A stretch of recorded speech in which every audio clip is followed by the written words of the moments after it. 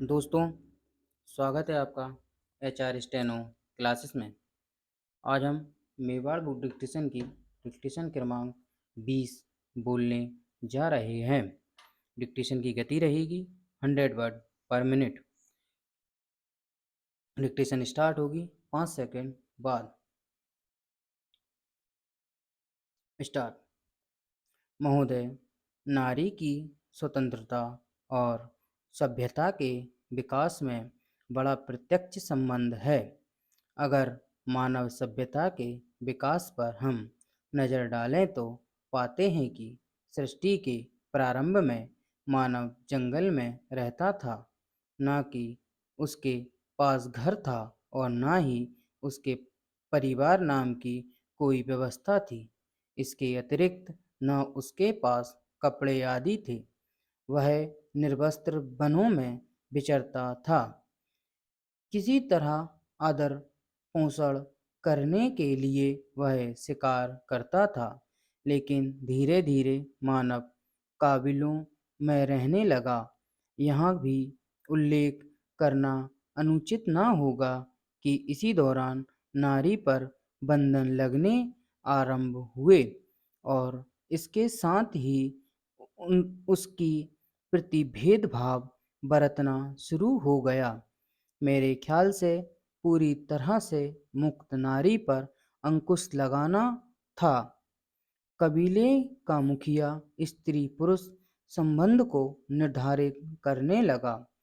इस काला विधि में प्रत्येक पुरुष हर किसी महिला से संबंध बनाने के लिए आजाद न था। इस तरह धीरे धीरे परिवार व्यवस्था का उदय हुआ। इस विकास क्रम के चलते मनुष्य ने अपना काफी विकास कर लिया था। इसी दौरान जहाँ बड़े बड़े राज्य हो गए, वहाँ दूसरी ओर युद्ध भी होने लगे। इस उदय के चलते महिलाओं पर प्रतिबंध लगा दिए गए। परिणाम स्वरूप एक और सती प्रथा, पर्दा प्रथा जैसी कुप्रथाओं का जन्म हुआ, तो दूसरी ओर विधवा और पुनर्विवाह पर रोक लगी। इसी तरह नारी शिक्षा पर भी प्रतिबंध लगा दिया गया। नारी को एक प्रकार की वस्तु समझा जाने लगा और वह घर में कैद होकर रह गई। महोदय, मैं समझता हूँ कि हमारे देश में मानव समाज की असीमितता मानव जानता है और दृष्टिकोण से देखा जाए तो देश समाज का अस्तित्व उस पर टिका हुआ है। दूसरे दृष्टिकोण से देखा जाए तो वह सृष्टि की समानता शक्ति है। मानव समाज की समुचित एवं सर्वग्राही विकास में उनका योगदान किसी भी दृष्टि से कम नहीं रहा है। घर परिवार समाज और राष्ट्र की समग्र चेतना एवं स्वरूप को प्रभावित करने वाली नारी की भूमिका का आभास समाज के उस स्थान, समाज और राष्ट्र निर्माण में नारी की सत्ता स्वाभाविक रूप से अखरती रही है।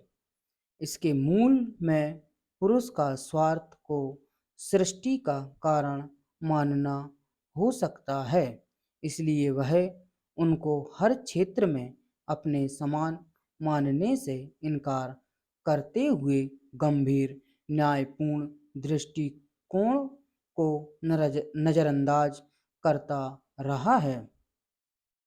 महोदय, भारतवर्ष जिस तेजी से जनसंख्या की वृद्धि को जूझ रहा है, उसी तेजी से संसाधनों का विकास एवं अनाज की पैदावार से भी जूझ रहा है। हमें अथक प्रयास करना चाहिए। उसके लिए सिंचाई का भी और आधुनिक तकनीकों का भी विकास करना आवश्यक है।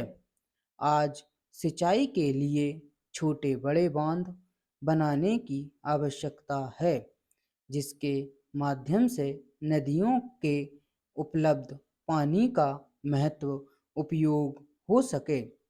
जितना बड़ा बांध उतने बड़े और उतना ही अधिक पानी संचित किया जा सकता है तथा बांध बनने से अधिक भूमि भी जब्त होती जा रही है।